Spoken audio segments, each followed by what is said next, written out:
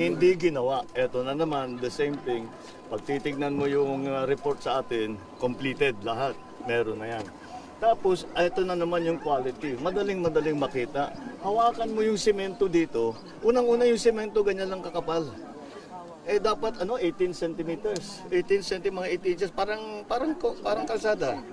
Dapat ganyan kakapal. Ganyan lang ang nandyan. Pag subukan nyo mamaya, hawakan ninyo sa kamay, kayang durugin. Malabnaw yung semento na ginamit. Nagtipid sa semento, nagtipid sa... tapos, meron dapat desiltation. Dapat doon na naman sa kontrata, may desiltation, dredging, completed. Tignan naman ninyo, paano magiging completed yan? Tignan ninyo. May isla sa gitna. Tinutubuan na ng damo na napaka...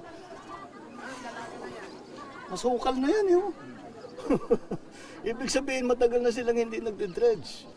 Although sa report namin, nagde-dredge sila. Ayan na naman.